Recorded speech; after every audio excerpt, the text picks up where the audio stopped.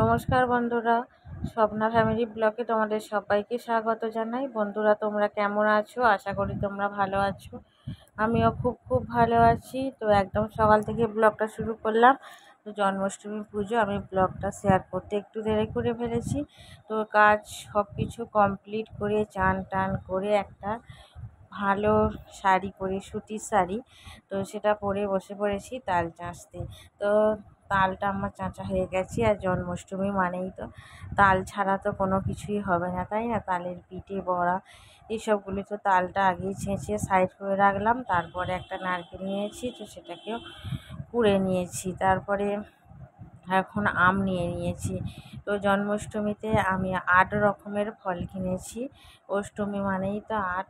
তো 8 রকমের ফল নিয়েছি। তো তার মধ্যে আমটাকে আগে কেটে নিচ্ছি। তো ভাবলাম রান্না করার আগে তো বটির কাজগুলো সব কমপ্লিট করে ফেলি। তো আমটাকে কাটতে বসে গেছি। তার সাথে আছে নেশপাতি, পেয়ারা, শসা, কলা, লেবু, খেজুর আর বেদানা। তো এই তো হয়ে গেল আমার 8 রকমের। আর আমি এখানে চাপিয়ে দিয়েছি রান্না। তো সমস্ত রান্না আমি ঘিয়ে করছি। তো আগেই দেখালাম, ঘিটাকে গলতে দিয়ে দিয়েছি। আর যেহেতু আমি গ্যাসের মধ্যে সমস্ত কিছুই রান্না করি, তো সেই কারণেই গ্যাসে আমি ঠাকুরের রান্না করি না। তো ইন্ডাকশানটা এই আমার ঠাকুরের রান্নার জন্য ইন্ডাকশানটা রয়েছে। তো ইন্ডাকশানটার মধ্যে আমি বসিয়ে দিয়েছি লুচি। তো প্রথমেই লুচিগুলো ভেজে নিচ্ছি ঘিয়ের মধ্যে। লুচি দিয়েছি। আর তারপরে হচ্ছে আলু ভাজা। তো লুচি, তার সাথে লম্বা করে আলু ভাজা। তো আগে সব কিছু রেডি করে নিয়ে তারপরে ইন্ডাকশানটা জ্বেলেছি। তারপরে এখন করতে দিয়েছি মালপোয়া। তো দেখো, সব রান্না আমি ঘিয়ে করছি, কারণ সাদা তেলও ব্যবহার করা যায়, আমি করিনি। ঘিটা ছিল বলে না, সব রান্না ঘিয়েতেই করছি। তারপরে মালপোয়াগুলো তুলে ফেললাম। এখন এবার করছি তালের বড়া। তো যেটা তালের বড়াও বলে, ফুরুলি বলে, যে যেটা বলে, তো সেটা করে নিলাম। আর তারপরে বসিয়ে দিয়েছি সাবুর পায়েস। তো কাজু কিশমিশ দিয়ে প্রথমে সাবুটাকে একটু সিদ্ধ করতে বসিয়ে দিয়েছি। আর তারপরে একেবারে সিদ্ধ হয়ে গেলে আমি এর মধ্যে দিয়ে দিলাম চিনি, আর তার সাথে দিয়েছি দুধ। তো একেবারে ঘন করে নামাবো। তো এটা হোক, তারপরে এখন আমার রান্না বাকি রয়েছে। তো সব শেষে চাপিয়ে দিলাম সুজি।